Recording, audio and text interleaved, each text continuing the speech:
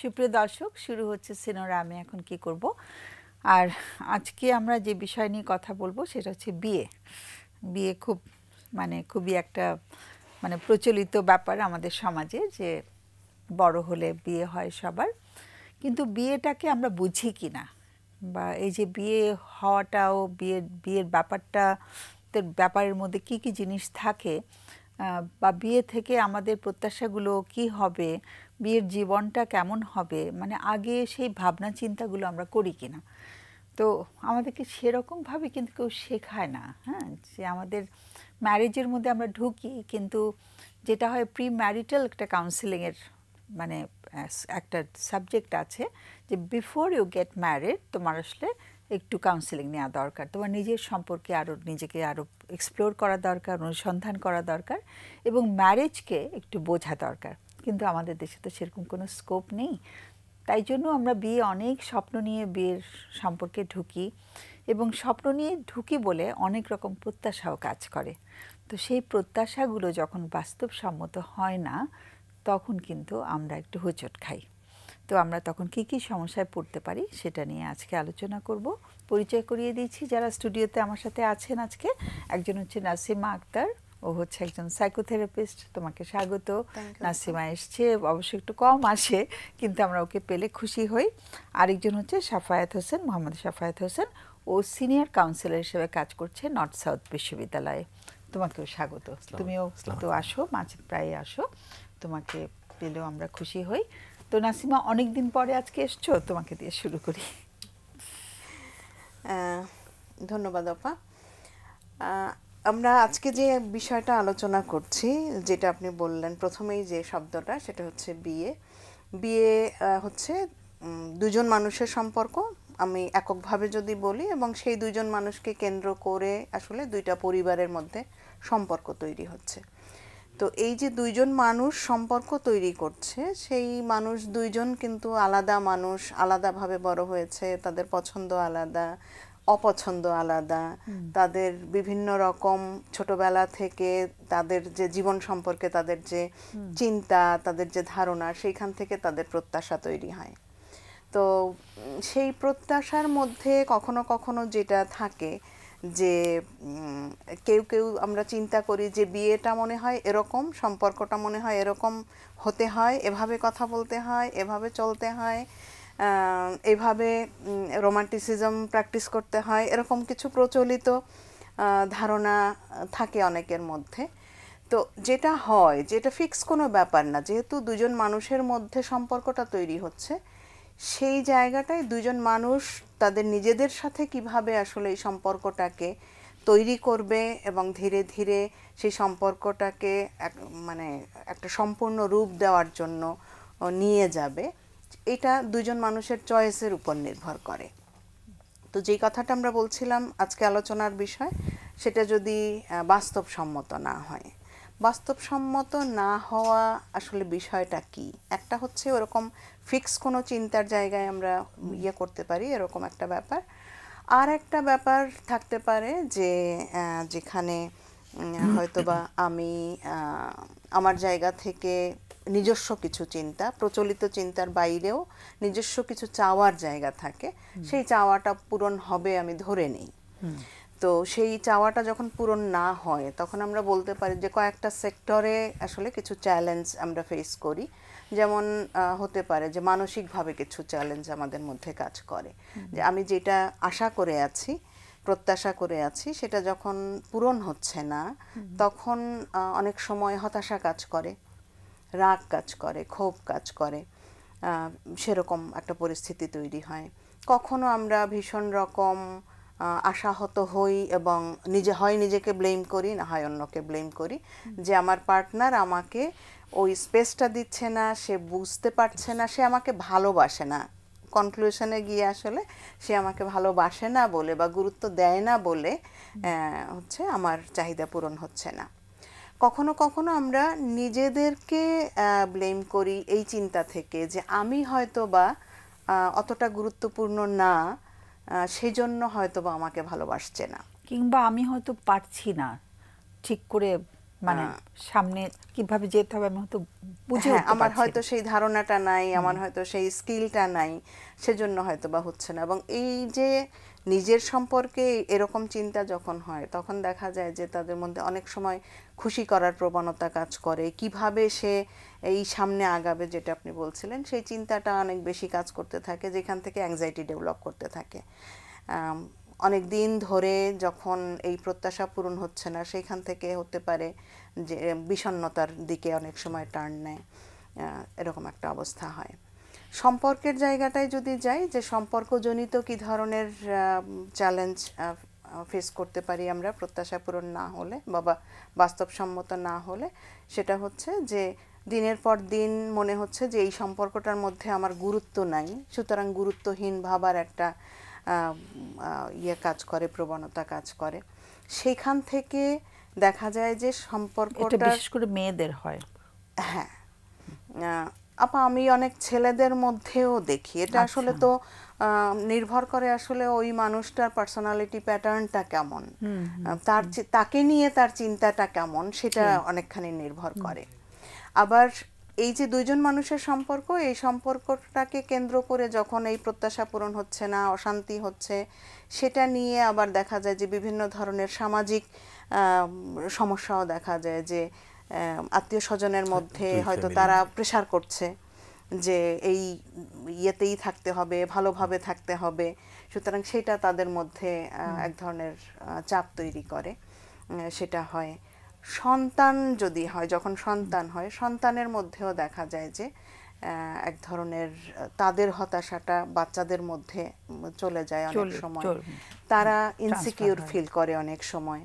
এরকম বিভিন্ন ভাবে হচ্ছে আমরা আসলে চ্যালেঞ্জের সম্মুখীন হচ্ছি। আমরা চ্যালেঞ্জগুলো আরো শুনবো। একটা শারীরিক সম্পর্কের ব্যাপারও থাকে, সেটাও বোধহয় আমাদের জানা না থাকলে আরেকটা চ্যালেঞ্জ হয়। তো আমরা একটা ফোন নিয়ে আসি, তারপরে আরো সময় তো পাবো আরো। আমরা একটা ফোন নিয়ে আসছি। হ্যালো, আসসালামু আলাইকুম। ওয়ালাইকুম সালাম। জি, শুনতে পাচ্ছেন? একটু জোরে শুনতে পেলে ভালো হতো। জি জি জি, আমি শুনতে পাচ্ছি। হ্যাঁ, আরেকটু জোরে শুনলে ভালো হয়। জি ম্যাডাম, হ্যাঁ, এখন পরিষ্কার। Thank you. আমি ওয়েলকাম। যে আমি যেটা জানতে চাচ্ছি, আমি লাস্ট উইক আপনাদের প্রোগ্রাম শুনছি, শোনার পরে আমি একটু যাচ্ছিল যে প্রশ্ন করব। আমার বাচ্চার বয়স হচ্ছে 14 বছর প্লাস। হ্যাঁ, তো বাচ্চাটা হচ্ছে গেমসের প্রতি আসক্ত। তো আমি অনেকবার ট্রাই করেছি, আমার যতগুলা মানে আইকিউ আছে আমি অ্যাপ্লাই করছি। রাত্রে ঘুমের টুইটেও রাত্রে মোবাইল দেখতে চাই, মানে গেমস খেলতে চাই, ফ্রি ফায়ার, পাবজি, এগুলা আমি অনেকভাবে চেষ্টা করছি কন্ট্রোল করার জন্য, পারতেছি না। তো আপনাদের পরামর্শ চাচ্ছি। পাশাপাশি আমার একটা অ্যাডভাইস হচ্ছে, আপনার কোনোভাবে কি সম্ভব মানে এই বাংলাদেশে অনলাইন যে পোর্টফোলিও গেমস গুলা, ফ্রি ফায়ার, পাবজি, এগুলা কি অফ করার কোনো অপশন আছে কিনা? এটা আর পরামর্শ। কঠিন হয় অফ করা, কিন্তু অনেকেই তো যেগুলো নেশা তৈরি করে সেগুলো নিয়ে অনেক চেষ্টা হয়েছে, কিন্তু এত রকম ভাবে ফাঁক ফোকর দিয়ে ঢোকার ব্যবস্থা আছে, মানে আমি শুনেছি, সেটা আমি দক্ষ না এসব ব্যাপারে। তো এটা আমি জানি না, এটার উত্তর আমার অতিথিরা দিতে পারবেন কিনা, সেটা তারা বলবেন পরে। তো এখন 14 বছর বয়স। জি, 14 প্লাস। মানে বাচ্চাটা মনে করেন ছেলে না মেয়ে? ছেলে। বাচ্চাটা নট 10 মিনিট এভরিডে মানে পড়ালে বসে না, বুঝছেন, মানে ইরেগুলার হয়ে গেছে। ও যে গ্যাজেটের সাথে ওর মানে গ্যাজেটটাও হাতে পায় কেমন করে? যখন রাতে ঘুমাইলাম বা অফিসে আসলাম, মানে বাথরুমে গেলাম, সেকেন্ডের মধ্যে নিতে চাই, একটু ট্রাই করতে চাই, মানে গেমসের ভিতরে। মানে কোন সময় থেকে ও গ্যাজেটের সাথে ওর সম্পৃক্ততা হয়েছে? ওর কোন বয়স থেকে? এখন তো সে 14 হয়ে গেছে, অ্যাডিক্টেডও হয়ে গেছে, বাট অ্যাডিকশনটা শুরু হওয়ার বয়স কত ছিল? কোন সময় থেকে ও মানে গেমসে ঢুকেছে? মানে মেবি 12 বছর প্লাস। ও আমার এক কাজিন, আমার এক বোনের ছেলে আছে, ও এগুলা খেলে, ওই থেকে দেখে 12 বছর। তো নট অনলি আমার বাচ্চার কথা, মোবাইলটা হাতে তো ওকে পেতে হবে না? তো ম্যাডাম, শুধু আমার বাচ্চার কথা বলছি না, আমি আমার ফ্রেন্ড সার্কেল যারা আছে, মানে মোটামুটি আমরা জানি আজকের প্রোগ্রাম থেকে হয়তো অন্যরাও শুনলে উপকৃত হবে। আমি আসলে বয়সটাও জানতে চাচ্ছিলাম। আরেকটা হচ্ছে যে ও কবে থেকে মোবাইলের অ্যাক্সেসটা পাচ্ছে? মোবাইলে ডাইরেক্টলি অ্যাক্সেস পাচ্ছে না, মানে যখনই মনে করেন বাথরুমে গেলাম বা আমি কি বলে মানে মোবাইল সুযোগ পায়, যখন সুযোগ পায় তখন ট্রাই করে। হ্যাঁ, কিন্তু সেটা তো প্রোটেক্ট আমরাই তো করে রাখবো, তাই না? পাসওয়ার্ড প্রোটেকশন দিয়ে রাখবো, বা যাতে করে ও ঢুকতে না পারে, তাই না? মোবাইলটা পেলেই তো হলো না, ওকে তো ঢুকতে হবে ভেতরে। তো এই প্রোটেকশনটা আমরা এনশিওর করিনি, তাই তো মনে হচ্ছে। এটা করলে কি হয়, মানে আমার একটা মেজো বাচ্চা আছে, ওইটার উপরে বিভিন্ন ধরনের কৌশল অ্যাপ্লাই করে, ভাত খাইবো না, মানে আমি আপনাকে বলতে পারি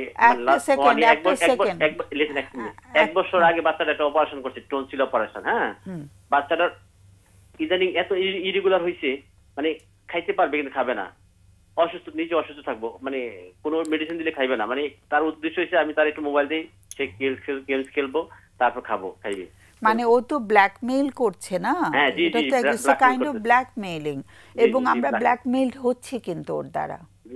ব্ল্যাকমেইল হচ্ছে। তো সেখানে কিন্তু বাবা মারও অনেক রেসপন্সিবিলিটি আছে, যে আমরা ওকে, আর অনেক ছোটবেলাতে আমরা মোবাইল দেখিয়ে কিন্তু ওদেরকে খাওয়াই, ওরা যেহেতু খেতে চায় না, আমরা মোবাইলের সাথে ওকে সম্পৃক্ত করে দিই, তারপর ওকে খাওয়াতে থাকি। সেটা কি ওর ক্ষেত্রে করা হয়েছে? তা তো আছে মোটামুটি। তারপর আমি যতটুকু সম্ভব আমি কন্ট্রোলে রাখছিলাম মোবাইলটা, বুঝছেন, বাসায় মানে ওকে তো আমরা অনেক সময় ওর যাতে ডাইভারশনটা অন্যদিকে যায়, মানে খাওয়ার সাথে বাচ্চার বন্ধুত্বটা হয় না, ওর বন্ধুত্ব হয় যন্ত্রের সাথে। আমরা একটা যন্ত্র হাতে দিয়ে ওর খাবারটা ওর মুখের মধ্যে ঢুকিয়ে দিচ্ছি। কিন্তু এই যে আমাদের ফুড হ্যাবিট, এখানে কিন্তু এটাও কিন্তু অনেক শেখার ব্যাপার আছে, যে একটা বাচ্চাকে নিজের হাতে খেতে কিভাবে অভ্যস্ত করব, এবং ভালোবেসে কি করে খাবে, সেটাও কিন্তু আমরা জানি না কেউ, তাই না? আমরা তো সন্তান পৃথিবীতে আনি, কিন্তু ওদেরকে আমরা বলা হয় যে স্ট্রাকচার এবং নার্চার, মানে ওকে আমরা আদরও দেব, আবার ওকে স্ট্রাকচারও দেব, শৃঙ্খলাও দেব। হ্যাঁ, শাসন শব্দটা খুব ভালো একটা শব্দ না, আমরা খালি বলি ওদের শাসন করতে হবে, শাসন তো দেশের শাসকরা আমাদেরকে করছে, কিন্তু বাবা মা কেন শাসন করবে? আমরা শৃঙ্খলা দেব, বাচ্চাদেরকে ডিসিপ্লিন দেব। যাই হোক, আমি একটু হ্যাঁ, তাদের যত রকম রিয়েক্ট করা দরকার, মানে মানে ভালো হওয়ার জন্য, ওটা আমি অ্যাপ্লাই করি যতক্ষণ থাকি। কিন্তু আমার যে আমি যেটা বুঝতে পারছি, স্ট্রংলি আমি বুঝতে পারছি সাউন্ডলি, যে মানে গেমস যে অনলাইন যে গেমস গুলা, এগুলা খুবই, মানে গেমস খেলতে দিলাম না, কিন্তু সে টিভিতেও কিন্তু গেমস শুনতেছে, গেম মানে দেখতেছে আর শুনতেছে। তো আমার ইয়াং অতিথিরা আরো ভালো বুঝতে পারবে, আমি ওদের হাতে ছেড়ে দিচ্ছি, ওরা একটু প্রশ্ন করুক। শাফাত, প্রশ্ন থাকলে। জি, আসসালামু আলাইকুম, থ্যাংক ইউ আপনাকে ফোন করার জন্য। আমি একটু আপনাদের বাসায় কে কে আছে এবং বাকি সদস্যদের পরিচয় যদি একটু সংক্ষেপে পাওয়া যায়। আমার ওয়াইফ আছে বাসায়, আর আমার 3টা ছেলে, মেয়ে নাই। 3টা ছেলে। আপনার ওয়াইফ কি বাসায় থাকে না কোনো কিছুতে জড়িত? বাসায় থাকে। বাসায় থাকে। বাকি 2 ছেলেদের বয়স বা তারা কোন ক্লাসে পড়ে? আমার মানে ছোট বাচ্চার বয়স 2 বছর, আর মেজো বাচ্চার বয়স হচ্ছে 9 বছর, ক্লাস 3 পড়ে, আর হচ্ছে গিয়া বড় ছেলেটার বয়স হচ্ছে 14+। তো আমি এখানে শেয়ার করি আপনাকে, ডোন্ট মাইন্ড। আমার মানে মেয়ে 3টা বাচ্চাই মানে গ্রোথ, মানে শরীরের যে গ্রোথ এবং লুকিং খুব সুন্দর। মানে যারা দেখি সবাই আদর করে। মেজো বাচ্চাটার তার অ্যাক্টিভিটিস খুব পজিটিভ, এই জন্য তারা বেশি একটু টেক কেয়ার, যে হোক একটু আদর বেশি করতো। এই বড় ছেলেটা এটা নিয়ে একটু মানে নেগেটিভ ফলো করে, এখনো ফলো করে, যে আরে বেশি দিছি, সাইকেল কিনে দিছি, এরকম। আমি এগুলো যত সম্ভব এগুলো ওভারকাম করার চেষ্টা করি। হ্যাঁ, এবং রিয়েক্ট সেই রিয়েক্টও আমি তার পজিটিভলি করি, কিন্তু হ্যাঁ আম্মা একটু মাঝে মাঝে এলোমেলো করে, কিন্তু এখানে একটা ত্রুটি থাকতে পারে মেবি।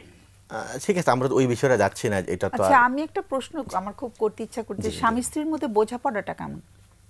সরি, স্বামী স্ত্রীর মধ্যে বোঝাপড়াটা কেমন? মানে আমার ওয়াইফের সাথে আমার,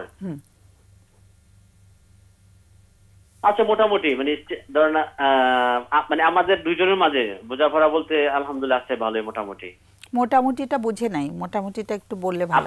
আপনি কি জানতে চাচ্ছেন, যে আমার আন্ডারস্ট্যান্ডিং নাকি? এটা আন্ডারস্ট্যান্ডিং এর জায়গাটা, শ্রদ্ধা, তারপরে মানে বন্ডিংটা, তারপরে দুজনকে দুজন সময় দেওয়া, হ্যাঁ, বন্ধুত্ব, এগুলো আছে কিনা? মানে এগুলো সব, আমি তো আসলে আগে জব করতাম, আমি ব্যবসা করি, তো আছে মোটামুটি। মানে মোটামুটি বলতে কি, ফ্যামিলি এই ধরনের কোনো প্রবলেম নাই। প্রবলেম হচ্ছে হয়তো আমার যে মানে বোঝার ধারণ ক্ষমতা, আর আমার ওয়াইফের যে বোঝার যে কি বলে এটাকে ক্রিয়েটিভিটিটা সেম নাম, মাঝে মাঝে একটু ইয়ে হয় আর মিসিং হয়। বুঝেছি। হ্যাঁ, যেমন আমি বুঝতেছি যে এটা রাইট, কিন্তু আমার ওয়াইফ বুঝতেছি এটা রাইট, কিন্তু এটা নিয়ে বাচ্চাদের হয়ে কোনো হ্যাম্পার হয় না সাধারণত। না না, আমরা সেটা না, আমরা জিজ্ঞেস করিনি, জি, আমরা জি, একটু জি, বুঝতে চেয়েছি। বুঝতে পারছি। আচ্ছা, আপনার বাচ্চার যে এই সমস্যা, এতে করে ওর মানে ধরেন ও যেই ক্লাসে পড়ে যা পড়ালেখা সংক্রান্ত, সেগুলো কি এখন বেশ ক্ষতির সম্মুখীন হচ্ছে এই পর্যায়ে? কেমন?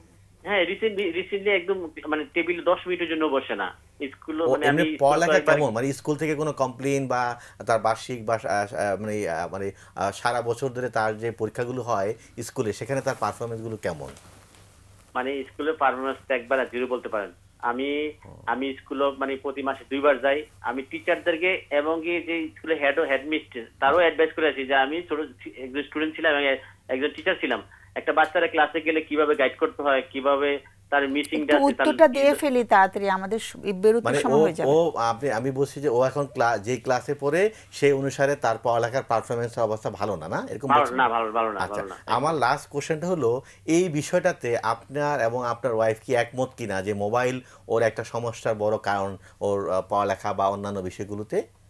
জি এটাই মোবাইল বলতে কি আপনি এবং আপনার ওয়াইফ একমত কিনা, দুজনে এই জায়গাটা অন্তত এক আছেন কিনা এই বোঝাটা? জি একমত। ধন্যবাদ। নাসিমা, আচ্ছা, আমি একটু জানতে চাচ্ছি আপনার কাছে যে আপনি বলছিলেন যে আপনি পজিটিভলি রিয়্যাক্ট করার চেষ্টা করেন, তো কি করেন আসলে একটু বলবেন? মানে পজিটিভলি বলতে মনে করো না, আমি অফিসে আসলাম, মোবাইলটা নিয়ে গেল, ঠিক আছে, এখন আমি যদি তার সাথে যোগাযোগ করে মোবাইলটা নিয়ে নেই, তাহলে সে আর উল্টা ভাববে যে আমার মেজো বাচ্চার আমি এটা দিছি, আমি এটা জানা কেন, মানে সে আমাকে বললাম না করতে চায়, কি বলে ব্ল্যাকমেল করতে চায়। আচ্ছা, তো আমি আমার মতো করে যে তুমি টিভি দেখো, ঠিক আছে, টিভি দেখো বা দেখো আমার একটা ফোন আসতেছে জরুরি, তুমি 1 মিনিট দেখে আমার দিয়ে দাও। আচ্ছা, এরকম আমি মানে যেটা আমি নিয়ে আসতে পারি, বুঝছেন। আর যদি এমনি জোরাজুরি করে বা মারি থাপড় দিয়ে হয়তো আমাকে দিবে, কিন্তু এটা নেগেটিভ ভাবে ভাবতে পারে। বুঝিয়ে ওর কাছ থেকে নিচ্ছেন, তাই তো? জি। আর এমনি বাচ্চাকে মাঝে প্রেসার কিটও করি, মানে এবার মাইরা না, মানে কিরকম প্রেসার? মাঝে প্রেসার কিট করি যে এখন ঘুমানোর টাইম, এখন মোবাইল দেখা কেন, এই আমার জরুরি ফোন আসতেছে, এরকম বলতে দিচ্ছি মানে কি 10 মিনিট 5 মিনিট আটকে দিবে, দিচ্ছি এরকম মানে। আর একটা প্রশ্ন, সেটা হচ্ছে যে আপনি প্রশ্নটা হারাই ফেললাম, সরি আমি ডিস্টার্ব করছি ম্যাডাম। এটা একদম ক্লিয়ার যে নট অনলি মাই সন, মানে আমার বন্ধু বান্ধব বা আশেপাশে যারা আছে, আমি এটা একদম নিশ্চিত, যদি মনে করা এই ফ্রি ফায়ার গেমস গুলা যদি মানে কন্ট্রোল করা যেত সরকার, তাহলে কিন্তু বাচ্চারা এটা থেকে ফিরে আসতে, বুঝছেন। আচ্ছা, এখন যতদিন পর্যন্ত সরকার এটা কন্ট্রোল করতে না পারছে ততদিনে তো আপনার বাচ্চা বড় হচ্ছে, তাই না? তো সেই জন্য তো আসলে আপনার বাচ্চাকে আপনি কিভাবে আসলে হেল্প করতে পারেন, ও কিভাবে আপনার হেল্পটা পেতে পারে, সেটা খুব জরুরি। হ্যাঁ, এটা হচ্ছে মূল বিষয়। ঠিক আছে, ওই প্রশ্নটা ভুলে গেছো? আচ্ছা, একটু আমার জানার ছিল যে এই যে একটু দুজনের মনে হচ্ছে মূল্যবোধের একটু পার্থক্য আছে স্ত্রীর সাথে, যদিও ওরকম ভাবে বাচ্চাদের উপরে ওর কোনো ইম্প্যাক্ট পড়ছে না সেটা শুনলাম, কিন্তু অনেক সময় কিন্তু বাচ্চারা আমাদের থেকে বেশি বোঝে। হ্যাঁ, যে আমরা মনে করি যে ওরা কিছুই টের পাচ্ছে না, কিন্তু যখন একটু মায়ের মুখটা যদি একটু অন্ধকার দেখে বা বাবার মুখটা একটু অন্ধকার দেখে, ওরা কিন্তু কষ্ট পায়। তো সেই জায়গাটা আমি এরকম না ম্যাডাম, এরকম না, মানে আমি একদম যেটা বুঝতে পারছি, সে কিন্তু যখন বাইরে যায়, আমি যদি বলতে যাই, মানে কাউকে মানে এরকম কিছু বলি, সে আমাকে চুপ থাকতে বলে যে সবগুলা বাইরে বলো কেন, এগুলা বলার জিনিস কিনা। আমার অফিসে নিয়ে গেছিলাম, মানে সে অনেক বোঝে, কিন্তু আমি গাইড করার চেষ্টা করতে, সে আসক্ত হয়ে গেছে গেমসের প্রতি, এটাই মেইন। ছেলেটা মনে হয় না, আমি বলছি ও যে বাবা মার সম্পর্কটা ওরা কিছুটা বোঝে কিনা, যে বাবা ও মার বুদ্ধি একটু কম, বাবা একটু অন্যরকম আশা করে, সেটা বুঝতে পারে বাচ্চারা আর কি, সেটা বলতে চাচ্ছিলাম। আমরা মনে করি ওরা বোঝে না, কিন্তু ওরা অনেক কিছুই আন্দাজ করতে পারে। আমরা যখন ওদের সাথে কথা বলি, ওদের কথা শুনি, তখন কিন্তু অনেক কিছু বলে আমাদের কাছে। হ্যাঁ, তো যেটা হয়তো বাবা মাও জানেন না আর কি। হ্যাঁ, ওদের যে অবজারভেশন গুলো, এর দুইটা জিনিস কাজ করে, একটা হচ্ছে ডিলে যে স্বভাবটা, এটা কিন্তু শুরু থেকে আসতেছে। বাথরুমে যাচ্ছে, গোসল করতেছে, 1 ঘন্টা লাগাই দিবে, যেটা 2 মিনিটের কাজ। হ্যাঁ, স্কুলে যাচ্ছে তো যাচ্ছে, একটা লাস্ট আওয়ারে গিয়ে সে রেডি হবে, প্রত্যেকটা সিস্টেমে এরকম। ও কি বাথরুমে অনেক সময় নেয়? জি, বাথরুম অনেক সময়। ও প্লাস আরেকটা জিনিস বলি, সেটা হচ্ছে কি, যে এখন মনে করো গরম পড়তেছে, আমি বললাম তুমি মানে গায়ে থেকে গেঞ্জি টি শার্টটা খুলে ফেলো, মানে অনেক জোরাজুরি করে খুলবো, পরে খুলতেছি, মানে এটা মানে কেমন জানি একটা কালচার, গেঞ্জিটা খুলবে না, শুয়ে থাকবে টি শার্ট পরে। হ্যাঁ, কিন্তু ওর সাথে একটু আমরা আলোচনা করব। হ্যাঁ, আলোচনা করব। আমি জাস্ট আর একটু হ্যাঁ, আমি please. আমি আপনার কাছে একটা কোশ্চেন করে শেষ করছি। আর সেটা হলো ধরেন আপনি তো বাবা, সেই হিসেবে আপনি এখন আগে চাকরি করতেন, এখন বিজনেস করছেন, ওর সাথে আপনার সম্পর্কটা, বিশেষ করে কোয়ালিটি টাইমটা আপনি কিভাবে স্পেন্ড করেন একটু কি বলা যায়? মানে করার সুযোগ আছে কিনা বা আপনি করেন কিনা? ধরেন বাইরে হ্যাঁ। নিয়ে যাওয়া, খেলাধুলা করা, সাইকেল বা কিছু একটা দুজনে মিলে করা, না একসাথে না সময় না কাটানো। একসাথে সময় না, কাটানো। করতে পারি নাই আসলে, লাস্ট 2 ইয়ার্স করতে পারি নাই। এটা একটা বড় 2 ও কি কোনো খেলাধুলার সাথে জড়িত? খেলাধুলার সাথে জড়িত বলতে না, করে খেলাধুলার সাথে খেলাধুলা জড়িত করে? না না। না। লাস্ট 2 ইয়ার্সে কি কোনো চ্যালেঞ্জ ছিল যার জন্য করা যায়নি? মানে চ্যালেঞ্জ ছিল বলতে কি, আসলে এরকম আমি যে এলাকা থাকি এরকম পরিবেশ নাই, ভালো ছেলে ফেলে নাই, মিশতে পারে না। যার যে ছেলের সাথে মিশতে, ওই ছেলেটা আবার নামাজ, না না না না, পাঁচ ওয়াক্ত নামাজ পড়ে। অন্য একটা প্রশ্ন ছিল। আমাদের প্রশ্ন ছিল যে বাবা হিসাবে আপনি ওর সাথে কতটা বন্ধুত্বপূর্ণ এবং দুজনে মিলে কতটা সময় একসাথে কাটান, আমরা যেটা বলি কোয়ালিটি টাইম, একটা মানে না না, হ্যাঁ, কোয়ালিটি টাইম মানে আসলে একসাথে স্পেন্ড করতে পারি না। হয় ঠিক না। আছে, কিন্তু এমনি আচরণ কিন্তু বন্ধুর মতো আচরণ করি আমি, আমার সাথে তাই করে। ঠিক আছে, অনেক অনেক ধন্যবাদ। আমাদের তো বিরতির সময় হয়ে গেছে, আমরা বিরতি থেকে এসে আমরা আলোচনা করব এবং অনেক অনেক সবার পক্ষ থেকে মানে অনেক শুভকামনা থাকলো। হ্যাঁ, আমাদের খুব সুন্দরভাবে বোঝার চেষ্টা করেছি আমরা। তো আমরা ছোট্ট একটা বিরতি থেকে ঘুরে আসি। সুপ্রিয় দর্শক, আমরা বরাবরের মতো যাচ্ছি বিরতিতে, ফিরে আসবে একটু পরেই সিনোরা আমি এখন কি করব অনুষ্ঠানে।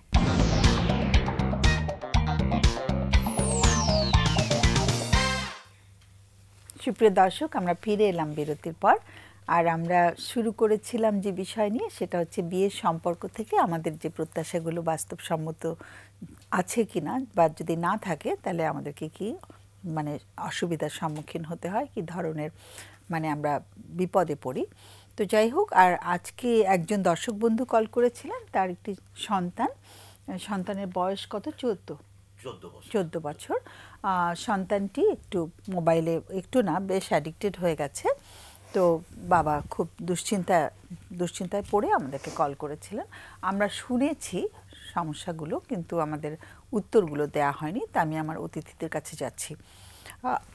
সাফায়াত, তুমি কিছু প্রশ্নও করেছিলে। জি ম্যাডাম, আমরা যে প্রশ্নগুলো কোশ্চেন করার পর ওনার থেকে যে উত্তরগুলো পেয়েছি, সেখানে মনে হচ্ছে আসলে উনি বাচ্চাকে নিয়ে একটা বড় ধরনের সমস্যায় আক্রান্ত এবং ঠিক জানা হয়নি যে এখন ওনারা কোনো ধরনের মানসিক স্বাস্থ্য কর্মী বা এই ধরনের সেবার কাছে গিয়েছেন কিনা, সেটা পরের বিষয়।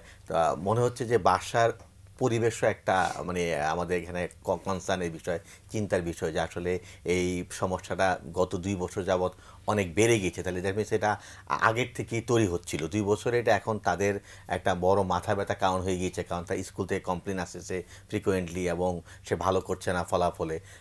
আরেকটা বিষয় হলো যে এই বাচ্চাটা বেড়ে ওঠার ক্ষেত্রেও মনে হয় কিছু চ্যালেঞ্জ ছিল, এবং আমরা যেটা দেখছি যে পরিবারের অন্যান্য যে সদস্যরা আছে সেই সদস্যদের সাথে সেই যে বেড়ে উঠছে, সেখানে উনি নিজেও বলেছেন যে আরেকজন যে ভাই আছে সেই ভাইয়ের সাথে সামহাও তাকে কোনো ধরনের কম্পারিজন করা হয়, বাসার লোকজনও সম্ভবত করে, আবার বাইরের লোকজনও সেটা করে। এবং উনি একটা দিন উল্লেখ করেছেন যে ছেলেটা বাইরে যখন এগুলি বলে বলে বেড়ায়, সে বলছে এগুলি বাইরে কেন বলো, উনি বলেছে এটা। দ্যাট মিনস হলো ওনারা এই বিষয়টাকে যেভাবে আসলে মানে সমস্যা সমাধানের দিকে যাওয়ার কথা, সেটাকে হয়তো কোনোভাবে পারছে না, ওনারা বাইরে বিভিন্ন জনের কাছে বলে বলে। আমাদের কি আত্মবিশ্বাস মানে ওনারা মানে বাবা মা বাইরে বলছেন, বা বাবা মা বাইরে বলছে, ছেলে ওটা পছন্দ করছে না, ছেলে এটা পছন্দ করছে না, সে বলেছে যে এগুলো কেন বাইরে বলো, ঠিক আছে। তো এই আত্মসম্মানবোধ কিন্তু ম্যাডাম যে একদম ছোট বয়স থেকেই শুরু হয়, আর ও কিন্তু 14 বছর অ্যাডোলেসেন্স পিরিয়ডে সে একদম ছোট কুড়ি আছে, তখনও তারও আত্মসম্মান আছে। হ্যাঁ, আমরা অনেক ক্ষেত্রে অনেক কিছু পাই বাচ্চাদের কাছে, সেখানে তো এখন সে একটা স্ট্রেস অ্যান্ড স্ট্রম সিচুয়েশনে আসে, তার হরমোন অনেক চেঞ্জ হচ্ছে। এই অবস্থায় তাকে আসলে যেভাবে ডিল করার কথা, আমি খুব আফসোস যে উনিও ওনার কিছু লিমিটেশনের কথা বলেছে, যে উনি এখন বিজনেস করছে, সেই ক্ষেত্রে উনিও মনে হয় পারছে না তাকে নিয়ে সেই জায়গাটাতে ইয়া করা। এবং 3টা ছেলে কিন্তু পরপর হয়েছে 2 বছর, 9 বছর এবং 14 বছর। তো মানে প্যারেন্টিং ওয়ার্কিংয়ের যে জায়গাগুলো সেখানে হয়তো ওনাদের কিছু স্কিল বা দক্ষতা জায়গা আছে, আবার হয়তো ওয়াইফকেই পুরোটা সময় 3জন বাচ্চাকে ওয়াইফকে দেখা, সেক্ষেত্রে তারা কে কী করছে কোন সময় এটা আসলে সম্ভব না মানে পেরে ওঠা। তো সেক্ষেত্রে আমার মনে হয় উনিও যদি একটু সময় দেয়, উনিও যদি কিছু দায়িত্ব ভাগাভাগি করে নেয়, যেটা আমাদের আজকের প্রোগ্রামের একটা বিষয় যে বাস্তবসম্মত প্রত্যাশা, বিয়ে থেকে কিন্তু এটাও একটা প্রত্যাশা যে সংসারের সকল দায়িত্ব আমরা দুজনে মিলে সমান ভাগ না, দুজনে মিলে দায়িত্ব নিব যাতে করে সংসারটা আরও সুন্দর হয়। এবং এই সংসারের একটা অন্যতম উপকরণ তো বাচ্চা চলে এসেছে, তো তাকেও দেখার জন্য এই জায়গাগুলো পরিবর্তন আনতে হবে। শুধু ইনকাম তো একটা বড় বিষয় না, অন্য রোলগুলো আমাদের আনতে হবে। আর যদি চায় ওনারা অন্য প্রফেশনাল জায়গাও নিতে পারে, কারণ হয়তো নাসিমা ভাই অ্যাড করবে যে ওর কিছু বিহেভিয়ারাল চেঞ্জও দেখতে পাচ্ছে যেগুলো আসলে অ্যালার্মিং, যেটা উনি উল্লেখ করলো, বাথরুমে বেশিক্ষণ থাকা, তারপরে হয়তো মেজাজও গরম করতেছে, এখন আস্তে আস্তে হয়তো অন্যদিকে এসে মানে তার ভিতরে এই সমস্যাটাকে যেভাবে সমাধান করার মতো কোপিং স্কিল বলি বা চাপ মোকাবেলার যে দক্ষতাটা, সেগুলো আসলে সঠিকভাবে তৈরি হচ্ছে না, বা হয়তো তৈরি করার মতো সেই পরিবেশও পাচ্ছে না, কোনো ইনফরমেশনও পাচ্ছে না। বাবা, আমরা যেটা বলি এই সময়গুলোতে বাবা মা একটু বসা, কাছে নিয়ে সময় দেওয়া, বা সে যে ফ্রিকোয়েন্টলি মোবাইল ব্যবহার করছে সেটা তার কী ধরনের কনসিকুয়েন্স আসতে পারতেছে, সেটা নিশ্চয়ই ভালো স্কুলে পড়ছে, সেখানে সে পড়তে পারবে না, এগুলো নিয়ে আরেকটু খোলামেলা আলাপ করা যায় পরিবারের ভিতরে। এর পরবর্তীতে খুবই মানে সুস্থভাবে মনটাকে শান্ত রেখে আলোচনা করতে হবে। এইটা ও একটা সমস্যা পড়ে গিয়েছে, ওকে এখানে শাস্তি দিয়ে বা জোর করে এখান থেকে আসলে এখন উঠানোর সুযোগটা নাই, যেটা মনে হচ্ছে। আচ্ছা, আমি যে কথাটা বলবো যে আমার ওনার কাছ থেকে শুনে আপা মনে হলো যে বাচ্চাটার আসলে এই ফোনটা ছাড়া অন্যভাবে মজা করে সময় কাটানোর সময় ইয়েটা তার নাই, সুযোগটা তার নাই, অপশনটা তার নাই। তো আমি প্রথমেই যে কথাটা বলবো সেটা হচ্ছে বাচ্চাটা যেন এমন কিছু করে যেটা করতে সে ভীষণ মজা পায়, তার অনেক ভালো লাগে এবং সেটা ওর জন্য হেলদি, সেই জায়গাটা খুঁজে বের করতে হবে। এই জন্য আমি জিজ্ঞেস করছিলাম যে বাচ্চাটা অন্য কোনো ধরনের খেলাধুলা করছে কিনা। বাচ্চারা হচ্ছে তার ক্রিয়েটিভিটিটা কোনো না কোনো জায়গায় কাজে লাগাতে চায়, তো এই জায়গাটায় সে যখন ওই গেমগুলি খেলছে ওখানে কিন্তু তার ক্রিয়েটিভিটিটা সে কাজে লাগাচ্ছে। এই এনার্জিটা আসলে অন্য জায়গায় যদি লাগানোর সুযোগ সে পায়, এটার চেয়ে যদি ভালো লাগে তখন কিন্তু সে এটা ছেড়ে দিতে ইয়ে করবে। সুন্দর একটা কথা বলেছো, সুযোগ পাবে এবং সে ইন্টারেস্ট ফিল করবে, এটা একটা ব্যাপার। আর একটা ব্যাপার হচ্ছে যে ওর ছোট ভাই মেজো যে ছেলেটা, উনি বলছিলেন যে সে একটু প্রায়োরিটি বেশি পায়, এটা নিয়ে একটু মন খারাপ আছে। তো মেজোজন পায়, হ্যাঁ, সেটা নিয়ে এই বড় ছেলেটার মন খারাপ আছে।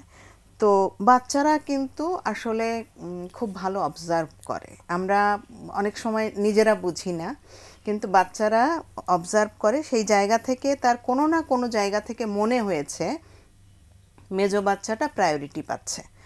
এই যে মন খারাপটা হয়, এটা এখান থেকে খুবই মন খারাপ হয়, ওর মধ্যে হতে পারে যে আমি গুরুত্ব পাচ্ছি না, আমাকে ভালোবাসে না। এই যে অনুভূতিগুলি, এই অনুভূতিগুলিকে ডাইভার্ট করার জন্য, এই অনুভূতিগুলি যাতে ওকে বেশি কষ্ট না দেয়, সেই কষ্ট থেকে নিজেকে বের করে রাখার জন্যও কিন্তু অনেক সময় আমরা বিভিন্ন ধরনের এরকম নেগেটিভ বিহেভিয়ার করে থাকি, যেটা দিয়ে অ্যাটলিস্ট আমি ওই জায়গাটায় নিজেকে যুক্ত রাখছি, সংযুক্ত রাখছি, সময় কাটাচ্ছি, আমার ওই কষ্টের কথাটা মনে হচ্ছে না। আরেকটা জিনিস নাসিমা খুব সুন্দর বলেছো এটা পয়েন্টটা, আরেকটা হচ্ছে যে কম্পেয়ার করা হয় কিনা, এটা জিজ্ঞেস করিনি আমরা, এটা একটু ভেবে দেখতে পারে ওরা। অনেক সময় হয় না মেজরজন পড়াশোনায় ভালো করছে, রেজাল্ট ভালো করছে, ওর রেজাল্ট ভালো হচ্ছে না, দেখেছো তোমার তো ছোট, দেখো কি সুন্দর পড়ে, তুমি তো পড়ো না, তুমি মোবাইল নিয়ে থাকো, এই ধরনের কথাবার্তা শুনলে না ওরা যতটুকু উৎসাহ থাকে ওটাও কিন্তু নিভে যায়। এবং এখানে যেটা হয় আপা, যে নিজের প্রতি নিজের যে একটা সম্মান বোধ, নিজের যে একটা সাহস থাকে, একটা কনফিডেন্স থাকে, সেটাও কিন্তু কমে যায়।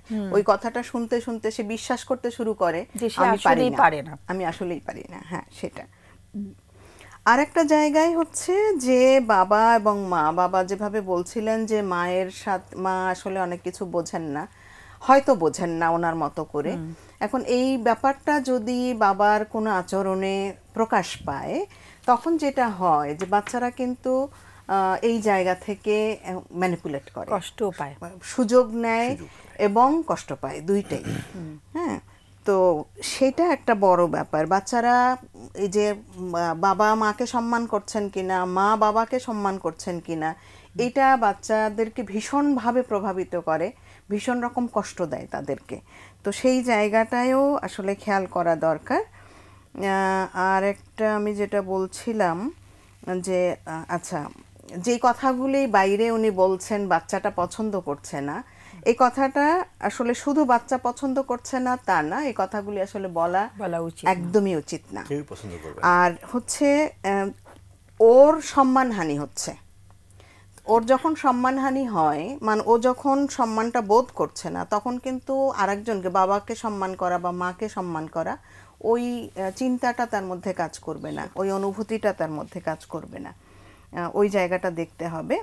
আর একটু খেয়াল করতে হবে যে ও কি আসলে ফোন নিয়ে যাচ্ছে বলে অনেকটা সময় থাকছে বাথরুমে, যেটা উনি বলছিলেন, অথবা বাথরুমে ও এই যে অনেকটা সময় থাকছে, এখানে ওর হচ্ছে যে হাত ধোয়া বা পরিষ্কার হচ্ছে না এরকম কোনো চিন্তা ওর মধ্যে কাজ করে কিনা, তাহলে এটা কিন্তু হচ্ছে একটু প্রফেশনালের কাছে নিয়ে যেতে হবে এবং সেখান থেকে অ্যাডভাইসটা নিতে হবে। ওর জন্য কি করতে হবে, ওর কাছ থেকে শুনতে হবে আসলে ওর প্রবলেমটা, মানে অত উপদেশ না দিয়ে ওর কথাগুলো শোনা খুব দরকার, শুনতে এবং হবে। দরকার হলে প্রফেশনাল হেল্প, পুরো ফ্যামিলি যদি হেল্পটা নেয় তাহলে ভালো হয়। এবং ফোন অপেক্ষা করে আছে একটুখানি আপা এই জায়গাটা বলি যে বাচ্চারা কিন্তু খুব ভালো হেল্প করতে পারে, যে আমি তোমাকে কি করলে তোমার এই সমস্যাটা থেকে বের হয়ে আসতে পারবা, মানে ওকে যদি ওই জায়গাটা বোঝানো ওই জায়গাটা দেওয়া যায়, বাচ্চাও হেল্প করতে পারে। প্রশ্নটা করলে খুব সুন্দর প্রশ্ন।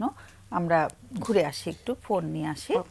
হ্যালো, আসসালামু আলাইকুম। ওয়ালাইকুম সালাম। আমার প্রশ্ন হচ্ছে, আমার বয়স 25। হ্যাঁ, আচ্ছা, আমার না মেয়ে ভালো লাগে না ছেলে ভালো লাগে। আমি এখন পর্যন্ত সিঙ্গেল, আমার বন্ধু বান্ধব রিলেশন করে সবাই করে, আমার না একা থাকতে ভালো লাগে। এটা কি সাইকোলজি সমস্যা না কোনো রোগ? এই ব্যাপারে জানতে চাই।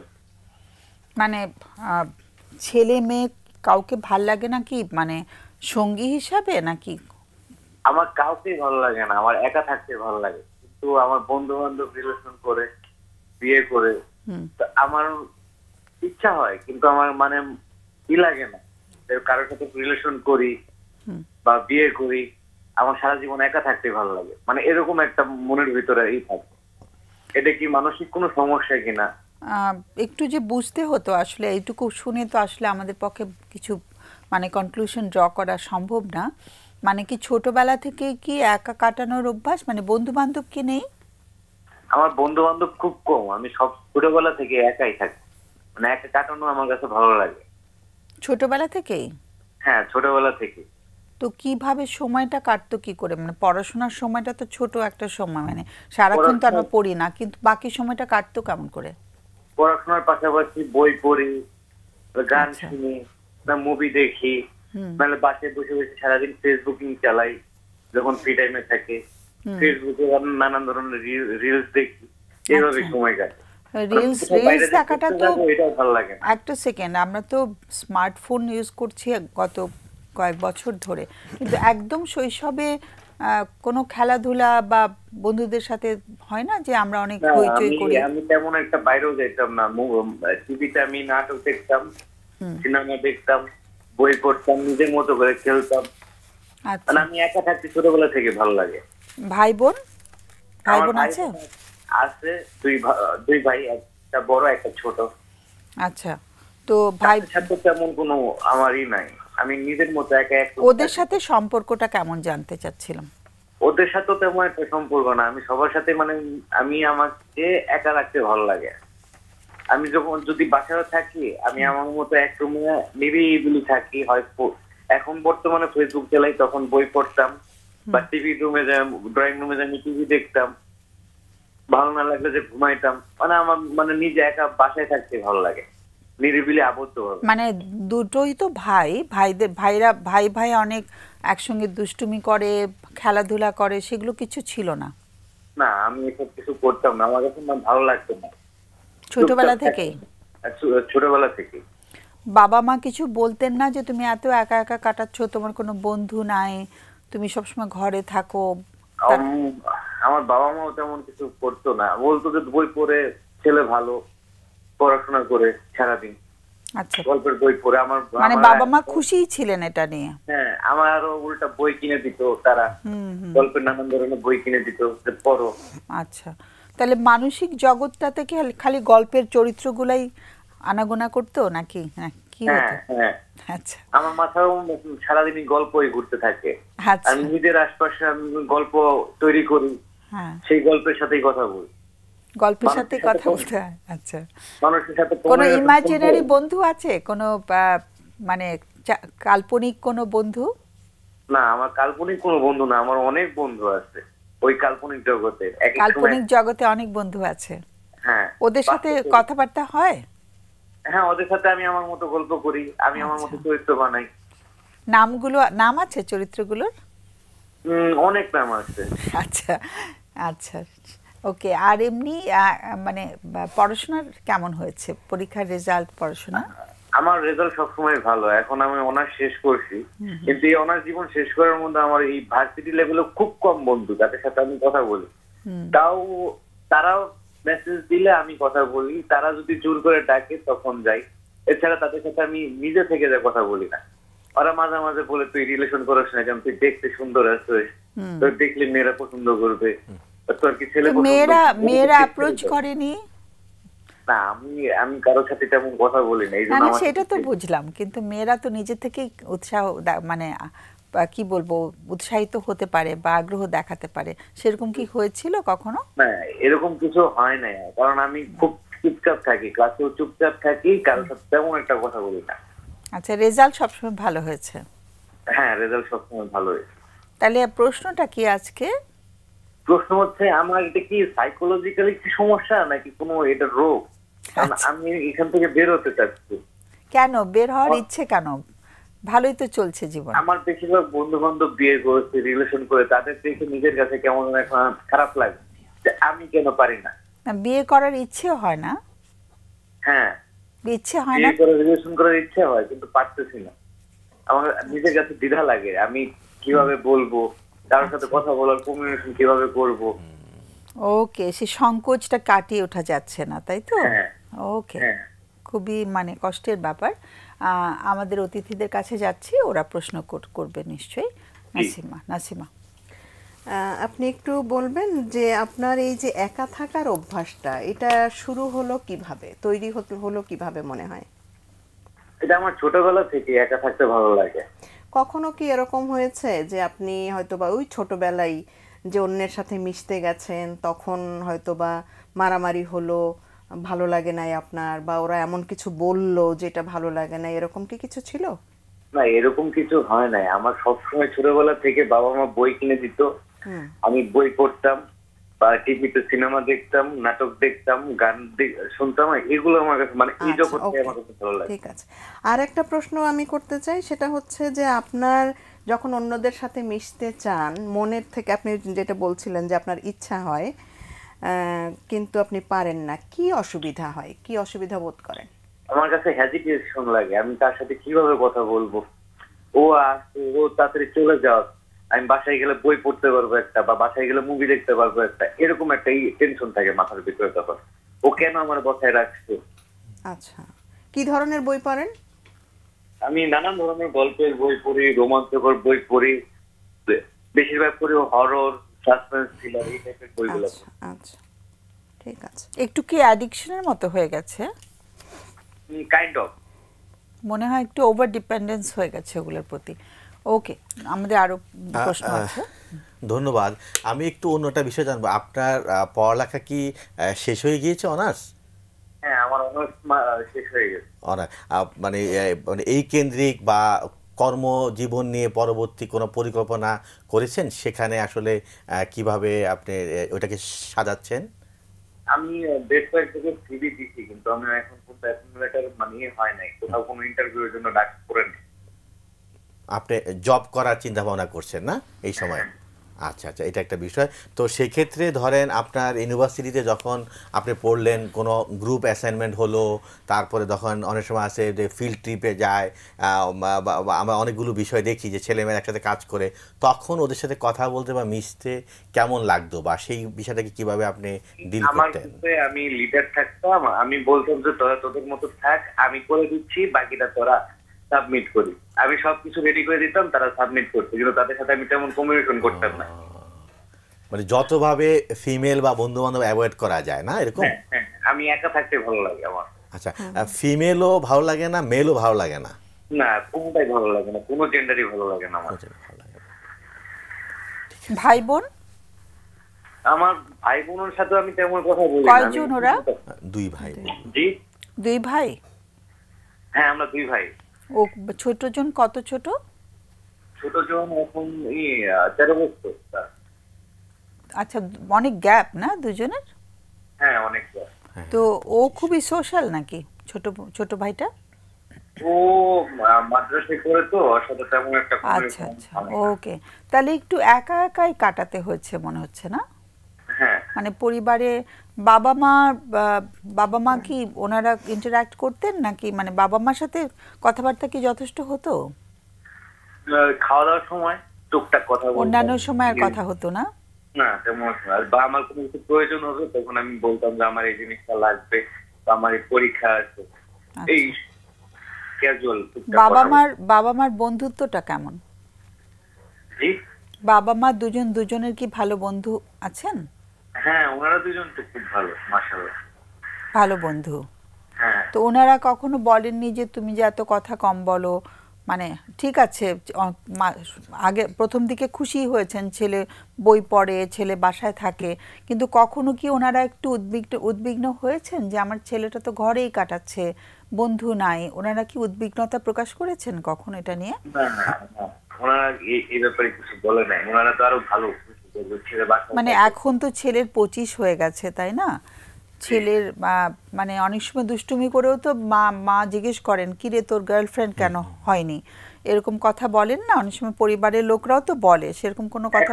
এখন ইদানিং বলে, সেটা নিয়ে আমি কিছু বলিও না যে আমার এসব ভালো লাগে না, আমি সরাসরি বলে দিই। ইদানিং বলে যে তোর কোনো পছন্দ থাকলে বলিস। এখন যদি পছন্দ করে একজন মেয়ে নিয়ে আসে, তুমি বিয়ে করবে? আমি তো সেটা নিয়ে দ্বিধায় আছি, আমি কি করব এখন। আমি তো নিজের মতো একা থাকতে ইচ্ছা করছি। তোমাকে একটা প্রশ্ন করেছি, সেটার উত্তরটা দাও। তোমাকে যদি একজন মেয়ে তোমার জন্য ঠিক করেন এবং তোমারও তাকে দেখে, মানে তুমি তাকে দেখবে কিনা জানি না, ছবি টবি দেখলে বায়োডাটা দেখলে তুমি কি আগাবে নাকি কি করবে? এই ব্যাপারে আমি নিজেও জানি না কি করব। আমার একটা প্রশ্ন হ্যাঁ, আছে। আরেকটা প্রশ্ন আছে। আচ্ছা, আমার যে প্রশ্নটা এখন সেটা হচ্ছে, আপনি বলছিলেন যে আপনার ভালো লাগে না, আবার বলছিলেন যে আপনার ইচ্ছা হয় কিন্তু আপনি কমিউনিকেট করতে পারেন না, হেজিটেট করেন। কোনটা ঠিক? আমার একটা সময় পর্যন্ত 24 বছর পর্যন্ত আমার কাছে কোনো কিছু ভালো লাগে। এই সময়টাতে এই 1 বছরের মধ্যে আমার বেশ কয়েকটা মানে খুব ক্লোজ বন্ধু বান্ধবের বিয়ে হয়েছে। অনেক ভার্সিটির বন্ধু বান্ধব রিলেশন করে তাদের ছবি থেকে ফেসবুকে। আচ্ছা, এটা নিয়ে আমার কাছে কেমন জানি লাগে যে আমি ওরা করে আমি পারি না। এইখান থেকে আপনার কিছুটা ইন্টারেস্ট তৈরি হয়েছে, তাই তো? ওকে, কি করব, আমরা দোয়া করব ইন্টারেস্টটা যাতে থাকে। এটা একটা ভালো সাইন যে ওনার ইন্টারেস্টটা আছে, তৈরি হয়েছে, পরিবর্তনটা আসছে, বাকিটা হয়তো ঠিক আছে। আমরা ছেড়ে দিচ্ছি না, আর তো দরকার নেই, আমরা আলোচনা করি। আমাদের অনেক শুভকামনা থাকলো, আমরা কোনো ভালো খবর হলে আমরা শুনতে চাই কিন্তু। হ্যাঁ, ওকে, বলো সাফা। আমরা এটা খুব নাসিমা আপা, যেটা খুব ইন্টারেস্টিং একটা কোশ্চেন, যে আসলে উনি নিজেও ক্লিয়ার করেছে যে গত কয়েক বছরে বা 2 বছরের ভিতরে ওনার বন্ধু বান্ধবদের কিছু হওয়াতে ওনার ভিতরে একটা ইন্টারেস্ট গ্রো করছে, কিন্তু এখানে একটা দ্বিধাটা রয়ে গেছে যে আমি কি পারবো কিনা, আমাকে দিয়ে হবে কিনা, আমি অ্যাপ্রোচ করে সেটা থাকবে কিনা। তো এটা এখান থেকে একটা উদ্বিগ্নতা বা একটা অ্যাংজাইটি কাজ করছে। একটা জিনিস হলো যে ধরেন মানে যে কোনো বন্ধুত্ব বা যে কোনো সম্পর্ক করতে গেলে কিছু তো সামাজিক দক্ষতারও দরকার হয়। আমাদের ওনার কথা শুনে মনে হচ্ছে একেবারেই ছোটবেলা থেকে ওনার এই দক্ষতাগুলোর কোনো উপস্থিতি আমরা পাইনি, সুযোগ হয়নি, এই বাবা মাও করে দেয়নি, বা হয়তো উনিও সেগুলো নিয়ে কোনো চিন্তাও করেনি, কারণ ওনার যথেষ্ট এন্টারটেনমেন্টের জায়গাটা ছিল এবং ভাবছে যে এভাবে হয়তো জীবন কেটে যাবে।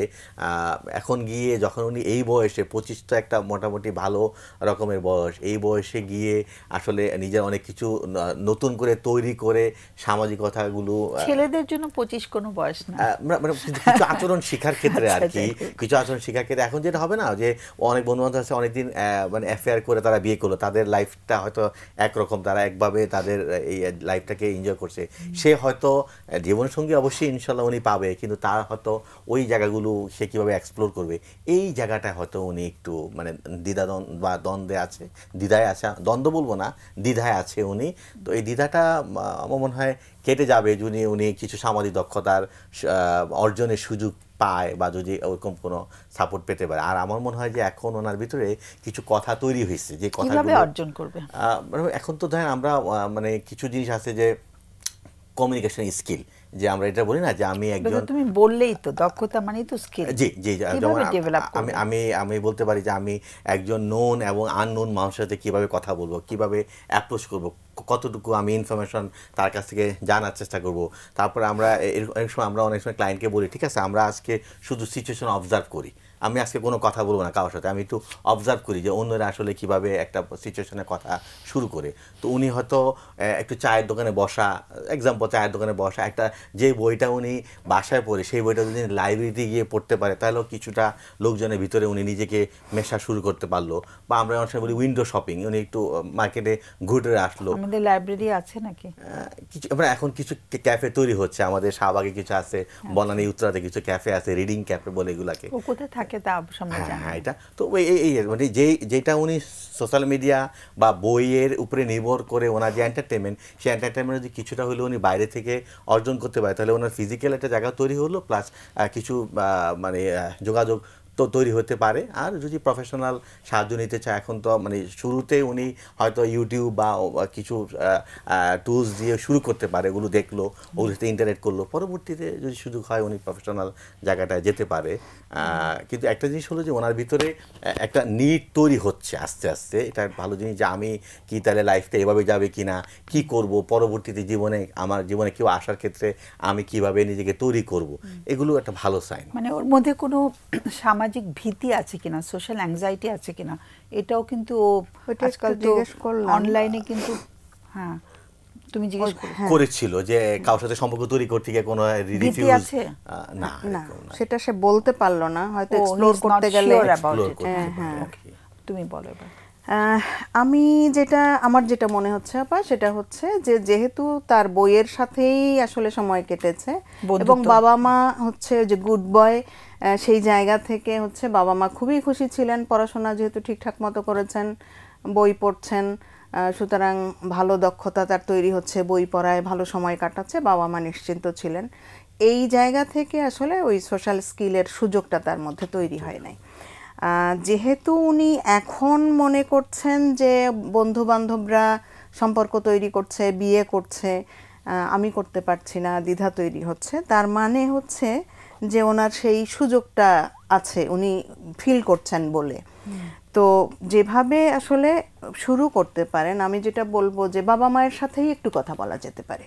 বাবা মায়ের সাথেও তেমন একটা কথা হয় না উনি বলছিলেন, বাবা মায়ের সাথেই প্রথম কথা বলা যেতে পারে, যে একসাথে খেতে বসা, তারপরে কোনো একটা বই পড়লেন, যার সাথে সময় পাচ্ছেন বাবার সাথে বা মায়ের সাথে, সেটার এক্সপেরিয়েন্সটা শেয়ার করা যেতে পারে, যে কি পেলাম আমি, গল্পটাই আমি বাবা মায়ের সাথে শেয়ার করতে পারি, কোনো বন্ধুর সাথে। তবে বাবা মাকে শুনতে হবে আর কি, হ্যাঁ আমরা তো শুনতে শিখিনি অ্যাজ এ নেশন। তো যদি না শোনেন সেই ক্ষেত্রে যেটা হতে পারে যে আমি একটু তোমাদের সাথে আমি যেটা পড়েছি সেটা শেয়ার করতে চাই, গ্রাউন্ডটা তৈরি করে নিতে পারি আমরা, হ্যাঁ তখন শুনবেন। তো এরকম করে হচ্ছে উনি ওনার কথা বলাটা শুরু করতে পারেন, এটা ওনার এই যে দ্বিধার যে জায়গাটা, সেই দ্বিধাটা কাটতে অনেক হেল্প করবে। এবং ওইভাবে আরেকটু হতে পারে যে বিভিন্ন গ্যাদারিং যে হয় সেখানে একটু যাওয়া, ওখানে একটু কারোর সাথে কথা বলা, এই সাফায়াত খুবই ভালো একটা পয়েন্ট যে অন্যদেরকে অবজার্ভ করা, তারা কিভাবে অ্যাপ্রোচ করছেন, আমি সেভাবে শুরু করতে পারি। এইভাবেই আমার মনে হয় স্কিলটা যদি হয় এই দ্বিধাটা কেটে যাবে। আর হচ্ছে উনি বলছিলেন যে অনেক রোমান্টিক বই পড়েন, আরও অনেক ধরনের বই টই পড়েন, সুতরাং ওনার মধ্যে ওই ইমাজিনেশনের জায়গাটাও আমি মনে করব যে আছে, সেই জন্য উনি ইন্টারেস্ট পান। সেটাকে উনি ওনার ব্যক্তিগত জীবনে হচ্ছে প্র্যাকটিসের চিন্তাটা যদি করেন এবং ওই কমিউনিকেশনের মাধ্যমে সেটাকে এক্সিকিউট করেন, তখন সেটা হেল্প করবে।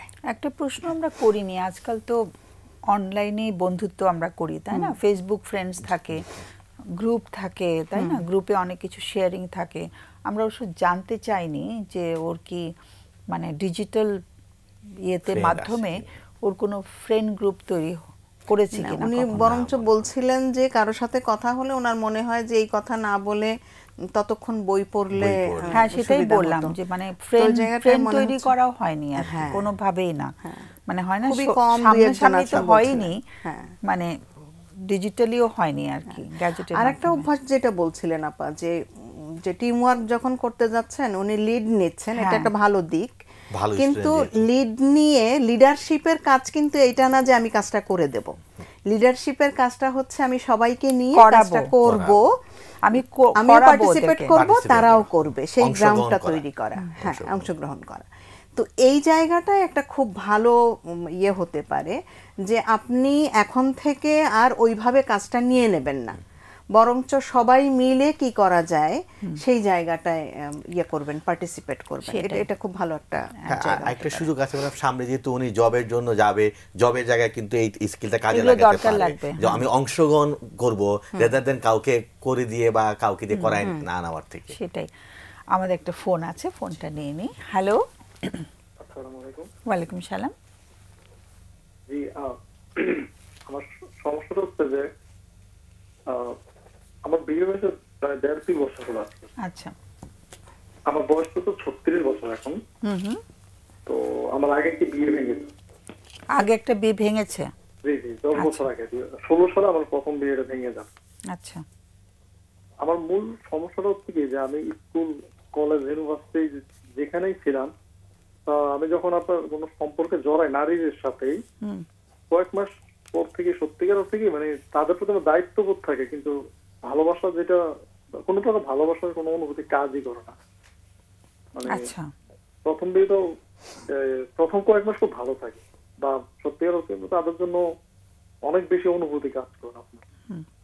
তারপর কয়েক সপ্তাহ, কয়েক মাস যেতে যেতে সে অনুভূতিটা একদম নিঃশেষ হয়ে যায়।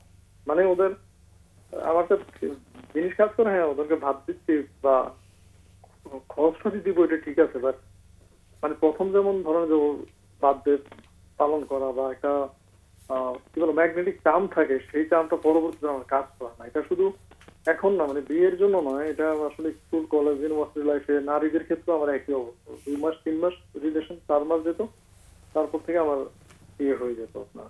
মানে আকর্ষণটা আর থাকতো না? না, আকর্ষণ একদমই থাকে না। এটা মানে এই জায়গাটাতে আমার আকর্ষণ কেন জানি থাকে না। আমি মানে যতটুকু আমার বোন বা আমার কাজিন, আমার বন্ধুদের প্রতি ফিল করি বা তাদের বিপদ একটা বুঝি, আর কেন জানি সঙ্গীর ক্ষেত্রে আমার এটা একদম উল্টো হয়ে দাঁড়ায় এবং এটা খুব নেগেটিভ ইম্প্যাক্ট। আমার এই সংখ্যাটা মনে হয় আর টিকবে না। কিন্তু এখন আমি মানে এটা সাইকোলজিক্যালি কাউকে বুঝাতে পারছি না যে আমার বিজনেসটা আসলে কি যাচ্ছে। মানে যতটুকু ইমোশন আমার মায়ের জন্য কাজ করে, বাবার জন্য কাজ করে, বন্ধুর জন্য কাজ করে, ওইটা কেন জানি আমার সঙ্গীর জন্য কাজ করে না। আচ্ছা। এবং সত্যিকার থেকে মানে কয়েকবার আমি মানে ফিজিক্যাল ইন্টারাকশন হয়ে যাওয়ার পরে তাদের প্রতি থেকে আমার একদম মানে মনই থাকে না, বা পরবর্তী তাদের সাথে আমার শারীরিক মানসিক কোনো রকমের বাউন্ডিং হয় না। আচ্ছা, মানে ফিজিক্যাল ইন্টিমেসিটা কি শুধু যাদেরকে বিয়ে করা হয়েছে তাদের সাথে হয়েছে নাকি? না না, আমি আমার গার্লফ্রেন্ডের ব্যাপারেও একই। আচ্ছা, গার্লফ্রেন্ড ছিল তাহলে? জি জি, অনেক গার্লফ্রেন্ড ছিল আমার। অনেক গার্লফ্রেন্ড ছিল? জি জি। তাদের সাথে মানে তাহলে ফিজিক্যাল ইন্টিমেসি পর্যন্ত যাওয়া হয়েছে, কিন্তু আকর্ষণটা ভ্যালিড আর ওই যে তারপর কি যেন হয় আমার আপনার জানা নাই। আপনার একটা বিষয় ঘটেছিল আমার সাথে, আপনি স্কুলে যখন থাকি আপনার, তো আমার আপন মামাতো ভাই, আমরা 9-এ যখন পড়ি সে তখন ইন্টারে পড়ে আপনার। আচ্ছা। তো ওর সাথে একটা মেয়ের খুব গভীর সম্পর্ক ছিল, পরে ওদের ছাড়াছাড়ি হয়, মেয়ে ছেড়ে দেয়, ওই তো থাকে না হাত পা কাটাকাটি করে। তো ওই জিনিসটা আমাকে অনেক সময় ইম্প্যাক্ট করতো, আমার না বলছিল তো যে ছেলেরা কেন আত্মহত্যা করে বা প্রেম প্রীতি, মানে এইসব জিনিসপত্রের প্রতি আমার খুবই মানে রুচিবোধ খুবই দুর্বল। মানে কি হয়েছিল, মামাতো ভাইয়ের একজন গার্লফ্রেন্ড ছিল এবং সেটাকে ছেড়ে চলে যায়, সে মেয়েটি ওকে ছেড়ে চলে যায়, জি জি জি, then he committed suicide.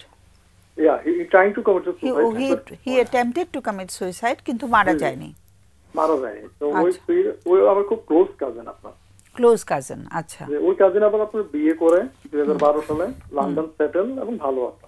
আচ্ছা, কিন্তু ও ঠিকই কাটিয়ে উঠেছে, বাট তুমি ওই চক্করের মধ্যে ঢুকে গেলে। হ্যাঁ, আমার ইদানিং মনে হচ্ছে যে ওই বিষয়টা হয়তো আমাকে খুব বেশি মানে প্রবলেম তৈরি করে। আমার কেন যেন মানে যখন কি আমার জীবনে আসে প্রথম কয়েক মাসে আমি একদম নিশ্চিত জানি যে সে চলে গেলে মারা যাবো।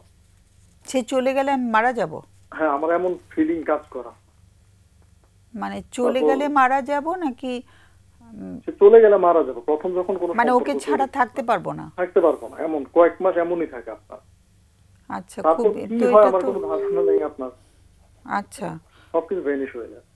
একটু অ্যাটাচমেন্ট রিলেটেড ইস্যু লাগছে শুনে, মানে আমাদের ছোটবেলাতে যে অ্যাটাচমেন্ট তৈরি হয় মানে বিশেষ করে কেয়ার গিভারের সাথে, সেখানে কোথাও কোনো ইনজুরি হয়েছে কিনা, মানসিক ইনজুরি, সেটা চিন্তা করছিলাম। মানে খুব গভীরে গিয়ে বুঝতে হবে ব্যাপারটা। এমনিতে বাবা মার সাথে সম্পর্ক কেমন? ম্যাম, আমার সবার সাথে অসম্ভব ভালো সম্পর্ক। আচ্ছা, ফ্রেন্ডলি পরিবেশে বড় হই আমি। আমার সাথে সবাই মানে আমি হাসি খুশি মানুষ। আমি মায়ের দায়িত্ব নেই, বাবা এখন নেই। এবং বাবা কবে গেলেন, চলে গেলেন কবে? 10 বছর। 10 বছর আগে? জি জি, 10 বছর আগে। মানে বাবার কি কোনো ক্যান্সারে মারা যায়? মানে সেটা প্রত্যাশিত ছিল না? না, সেটা ছিল না। মানে আমি যখন বাবাকে নিয়ে ইন্ডিয়াতে যাই, ইন্ডিয়াতে আমাকে টাইম পিরিয়ড বলে দিয়েছিল যে এতদিনের মধ্যে আপনার বাবা মারা যেতে পারে। তবে হ্যাঁ, আমার ওই দিন আপনার এক্সাম ছিল আর আগের দিন আম্মু ঢাকায় ছিল। তো আম্মু বারবার বলছিল আব্বু ভালো আছে। তো পরের দিন যখন মানে আব্বুর অ্যাম্বুলেন্সটা খুলে, তো আব্বু অ্যাম্বুলেন্সে রাস্তায় মারা যায় আমার বাসায় নিয়ে আসার সময়। অ্যাম্বুলেন্স খোলার পরে লাশটা দেখি আব্বুর, এবং ওটা এখনো ওই টমাটার মধ্যেই রয়ে গেছে। ওইটাও কাটেনি? জি না, ওইটাও কাটেনি। আমার অনেক আমি খুব আদরের তো আপনার এই কারণে। আপনি কি একমাত্র সন্তান? না, আমরা 2 ভাই আছি, ছোট ভাই আছে। ওই ভাই কতটুকু? তবে আমার থেকে আপনার 12 বছর ছোট। অনেক ছোট। ও প্রেমের বিয়ে করেছে, ও ভালোই আছে। ও বিয়ে করেছে? জি জি, ওর বিয়ে হয়েছে এবং খুবই How come you are 25? না, আমরা 36। Oh, you are 36. I'm 36. আচ্ছা, না আগেরটা তাহলে ছিল। আগের বিয়েটা। হ্যাঁ, you are 36. I'm sorry. হ্যাঁ, ছোট ভাই বিয়ে করেছে এবং সুখী দম্পতি হিসেবে রয়েছে। ওকে, ওদের লাভ ম্যারেজ এবং খুব সুন্দর জীবন। ওকে, এন্ড বাকি পরিবারের যে মা ভাই সবার সাথে তোমার সম্পর্ক খুব ভালো আর কি, তাই তো? ভালো। You are a good human being, এটা বোঝা যাচ্ছে। তো প্রশ্নটা কি এটাই যে আমার মানে কেন এরকম থাকছে না, কেন আমার বিয়ের প্রতি মানে একটা বিয়ে না মানে জীবন সঙ্গী, যে আমার সঙ্গী হয়, অন্যরা না, বন্ধু, যেমন আমার বান্ধবী যারা স্কুল লাইফ থেকে, হ্যাঁ, এখন ওরা আমার সাথে আছে। কিন্তু তুমি বলছিলে যে শারীরিক সম্পর্ক হওয়ার পরে যাদের সাথে সবার সাথে তাদের প্রতি আবার আগ্রহ চলে যায় তোমার, এটাও বলছিলে না? শুধু সবাই না, মানে মোটামুটি যাদের সাথে হয়েছে বা হচ্ছে ওয়াইফের সাথে হলো, প্রথম 2-3 মাস ম্যাগনেটিক চার্ম থাকে, তারপর ম্যাম একদম ভ্যানিশ হয়ে যায়। তো হয় কি আপনার, আমি তো একটা মধ্যবিত্ত সমাজে থাকি, অনেক রকম কথা হয় যে আমার শারীরিক সমস্যা, আমি গে টাইপ কিছু একটা, অনেক রকম সমালোচনা হয়, বোঝাতে পারি না যে অ্যাকচুয়ালি আমার প্রবলেমটা কি। সেটাই না, খুবই মানে একটু মানে কি বলবো, সচরাচর যেটা আমরা শুনি তার থেকে তোমার ইস্যুটা অনেক আলাদা। একটু লাইনে থাকো, আমাদের সময় প্রায় শেষ হয়ে যাচ্ছে, আমাদের অতিথিদের প্রশ্নগুলো একটু নিয়ে নিই। জি ধন্যবাদ। আমি জাস্ট সংক্ষেপে একটু জানতে চাইবো, সেটা হলো আপনি অবশ্য বলেছেন যে আপনার ক্লাস 9-এ থাকা অবস্থায় আপনার ভাইয়ের একটা সম্পর্ক আপনি দেখেছেন যেটা আপনার কাছে খুব ট্রমেটিক লেগেছে। একটু ব্যক্তিগত কোশ্চেন, সেটা হলো আপনার ব্যক্তিগত জীবনে ছোটবেলা থেকে বিয়ে পর্যন্ত কোনো ধরনের প্রতারণার শিকার হয়েছেন কিনা আপনি? কোনো মেয়ে কোনো এমন কিছু হয়, বরং আমি আমার কারণে হয়তো অনেকের কষ্ট পেয়েছি। মানে আপনি অন্যদের কষ্ট দিয়েছেন কিন্তু কেউ আপনাকে ছেড়ে যায়নি বা আপনার সাথে কোনো মিস কন্ডাকশন করেনি, না? জি জি জি জি, মানে টিল এখনো একজন আছে যে আমার সাথে যোগাযোগ করে, সে এখনো বিয়ে করেনি আপনার, এমন আচ্ছা আচ্ছা। সেকেন্ডটা হলো ধরেন বিয়ের আগের সম্পর্কগুলো একরকম আর বিয়ের পরের সম্পর্কটা আসলে অন্যরকম। তো প্রথম বিয়ে বা পরবর্তীতে আপনি যে বিয়েটা করলেন, অনেকটা লম্বা সময় নিয়ে বিয়ে করেছেন, ওখানে বিয়ের পরবর্তীতে যে প্রত্যাশার যে একটা চাপ থাকে, মানে স্বাভাবিক যে কোনো সম্পর্কে কিছু প্রত্যাশা থাকে, এই প্রত্যাশার চাপটা কি আপনাকে কোনো ধরনের কনফ্লিক্টে বা মানসিক কোনো ইয়াতে ফেলে দেয়? জি জি, আমি যেভাবে চাই তাদেরকে, বিয়ের আগে কথা হয় একরকম আপনার, কিন্তু বিয়ের পর ওরা সম্পূর্ণ বিপরীত। কি চান? যেমন ধরুন যে ওরা, আমি জিজ্ঞাসা করি যে তোমরা এই মুভিটা দেখো কিনা, ওরা বলে হ্যাঁ আমরা দেখেছি, কিন্তু পরবর্তী থেকে ওরা আপনার ওই ঘুরে ফিরে স্টার জলসা, কালাস বাংলা টাইপ মুভি দেখা। আচ্ছা, এটা আপনার অপছন্দ? এগুলো সিরিয়াসলি অপছন্দ আপনার। আচ্ছা, কারণ? আমার বই পড়া। জি, কারণ ওইগুলো তো থাকে না আপনার, ঘুরটা চালে সিরিয়াল, ওগুলো থেকে শিখবো কি, বা মানে ফিউচারে শিখবে কি আপনার? আচ্ছা, তারপর বেবি নেওয়ার জন্য একটা উন্মাদনা থাকে আমার ওয়াইফের। আচ্ছা আচ্ছা আচ্ছা। আমার বিষয়টা হচ্ছে আমি একটা বেবি চাই একটু সময় নিয়ে, আর নিয়ে। ওদের কথা হচ্ছে যে আমরা ফুটবল টিম চাই। এগুলো নিয়ে অনেক গ্যাপ আমার। তাহলে বোঝা যাচ্ছে যে মানে বিয়ের পরবর্তীতে একটা যে জীবন সঙ্গী তার সাথে প্রত্যাশার একটা গ্যাপ বা প্রত্যাশার একটা মানে অভাব মনে হয় থাকে, না? এর পাশে অনেক বেশি অভাব বোধ হয় না। ঠিক আছে, আমরা আচ্ছা, আমার একটা প্রশ্ন আছে। আপনি বলছিলেন যে যখন শারীরিক সম্পর্ক হয় তারপরে আপনার সম্পর্কটা নষ্ট হতে শুরু করে। তো আপনার এই শারীরিক সম্পর্কের ক্ষেত্রে আপনার কি কোনো ধরনের খারাপ অভিজ্ঞতা আছে? আপনার দিক থেকে আপনি ফিল করেন কি এরকম যে আপনি যেভাবে করতে চাচ্ছেন বা যেভাবে পারফর্ম করতে চাচ্ছেন সেখানে সমস্যা হয়? জি জি, সেভাবে পাই না আপনার, মানে যেভাবে তার কাছ থেকে পাচ্ছেন না, না আপনি করতে পারছেন না? তার কাছ থেকে পাচ্ছি না। আচ্ছা, মানে আমার সত্যি বলতে কি, আমার তো অ্যারেঞ্জ বিয়ে দুটোটাই। তো আমি শহরের ছেলে, আমি অনেক শিক্ষিত, আনফরচুনেটলি আমার ওয়াইফদের এডুকেশন ব্যাকগ্রাউন্ড, তারা থাকে গ্রাম থেকে আসা, তো তাদেরকে অনেক কিছু শিখাতে পারি না বা বলে বুঝাতে পারি না এই জিনিসটা আপনার। যেমন ধরুন ওরা তো সালোয়ার কামিজ পরে, ওরা আমাকে হ্যাপি করার জন্য অনেক সময় জিন্স প্যান্ট পরে, টি শার্ট পরে, যেটা আমার পছন্দ না। তোমরা যেমন আছো আমি তো এভাবে রিসিভ করেছি, তাই না? আমাকে ইমপ্রেস করার কি দরকার? আমি তো ইমপ্রেস আছি, তাই তো বিয়ে করলাম। ওকে, আপনাকে আসলে ইনফ্লুয়েন্স করার জন্য করে নাকি ওটা পছন্দ করে বলে করে? না না, ওরা আমাকে, আমি যেন হ্যাপি থাকি এই জন্য করে। এখন আমি তো ওইভাবে ওদের চাই না। কিন্তু আপনি হ্যাপি থাকছেন না তাতে? না না, আমার তো চাওয়াটা হচ্ছে তোমরা চাওয়াটা ডিফারেন্ট, তেমন থাকো। যেমন ম্যাম, আমি আমার সকালের নাস্তা যেটা, সেটা আমি তৈরি করতে পছন্দ করি, এটা আমি কাউকেই দেই না, আমার হেল্পিং হ্যান্ড কেউ দেই না। আচ্ছা, এগুলো আমি বিয়ের আগে বলে রাখছি। আমার রাতের খাবার, দুপুরের, আমার কাজগুলো আমি কমফোর্টেবল পছন্দ করি। আচ্ছা, তো ওনার তো ইচ্ছা হইতে পারে না যে আপনার জন্য একদিন সকালের ব্রেকফাস্টটা করবেন? সেটা অ্যালাউ করেন না? এটা একদিন ও ব্রেকফাস্ট যেটা তৈরি করে সেটা সে করুক ম্যাম, কিন্তু আমি যে চাটা খাই সকালে উঠে, আমি আমল করে আমার চাটা আমার নিজের পছন্দ না, সেটা নিয়ে জোরারো করাটা, যেহেতু আমি আগেই বলে রাখছি যে এটা আমার পছন্দ না। ওকে, আমাদের সময় প্রায় সংক্ষিপ্ত হয়েছে একদম। একটা প্রশ্ন করতে চাইছিলাম, if you don't take it otherwise, কখনো কি পর্নোগ্রাফির অভ্যাস তৈরি হয়েছিল? নো ম্যাম, আমার মাস্টারবেশন পর্নোগ্রাফি সব বাজে অভ্যাস আমি আল্লাহর রহমতে কখনো করি আচ্ছা, না। Very good. তাহলে ওইটা একটু জানার ছিল, আর আমরা আলোচনা করছি আমাদের। ম্যাডাম আপনি একটু জেনে নিতে পারেন ওনার কাছ থেকে যে উনি যে তুমি জেনে নাও। আপনি যেই জিনিসগুলো চান না, ঠিক আছে, সেটা আপনার সঙ্গীকে বুঝিয়ে বলতে বা তার সাথে আপনার যে যোগাযোগ স্থাপনের জায়গাটা কিরকম, আপনি ওনাকে বুঝিয়ে বলেন কিনা, নাকি ও বুঝিয়ে নিবে বলে আপনি মনে করেন, কি মনে হয়? না না, সে তারে হাজার যদি বোঝায়, যেমন আমার ওয়াইফকে আমি 1000বার বলেছি যে বাপের বাড়িতে এভাবে বইলো না, আমার পার্সোনাল ব্যাপার বাপের বাড়িতে বইলো না। আচ্ছা সে প্রতিদিন এটা শেয়ার করবে, মানে এটা তার একটা মন্ত্র হয়ে গেছে, আমি এটা শেয়ার করবো। কোনটা? আমার ঘরের কথা বাইরে কোনটা না। শেয়ার করবে? দুঃখিত। যে কোনো জিনিস স্যার, আমার ঘরের ব্যাপার, মানে আমার একটা থিওরি আছে, আমার ঘরের ব্যাপার আমি বাইরে কারো কাছে শেয়ার করি না। আচ্ছা, সে তার ওই বাপের বাড়ির কাজিনকে, তার মাকে, সবাইকে বলে বেড়ায়। সবকিছু বলে ফেলে। ঠিক আছে, এটা আমার পছন্দ না। হ্যাঁ হ্যাঁ, এটা খুব স্বাভাবিক, এটাতে মনে আমাদের খুব কষ্ট হয়। অনেক অনেক ধন্যবাদ। হ্যাঁ, আমাদের অনেক শ্রদ্ধাও তৈরি হলো অনেক কিছু নিয়ে আমরা আলোচনা করছি। সো তাড়াতাড়ি করো। হ্যাঁ, আমাদের আজকের যেই টপিকসের সাথে একেবারেই মিলে গেছে যে আসলে একটা বিয়ের থেকে আমাদের বাস্তবসম্মত যেই প্রত্যাশাগুলো থাকার কথা, আমরা দুঃখিত যে এই সম্পর্কে সেইগুলো নাই। উনি একটা জিনিস বলেছে যে উনি বেশ উচ্চশিক্ষিত বা একটা ভালো পজিশনে আছে সামাজিকভাবে, কিন্তু ওনার জীবনসঙ্গী যারা যাদেরকে বেছে নেওয়া হয়, কী কারণে ওনারা সেখান থেকে আসে বা কীভাবে তাদেরকে বেছে নেয়, কোন ক্রাইটেরিয়ায়, এটা আসলে ওনার আমাদের বোধগম্য না, বা উনি এটা মানতে পারে না, এবং তাদের সাথে তাদের অনেক ধরনের মানে মূল্যবোধ, মনোভাব বা পছন্দ অপছন্দের জায়গাগুলো বেশ গ্যাপ আছে। এবং উনি আমাদেরকে এটাও বললো যে উনি বলে তারপর তারা বোঝে না।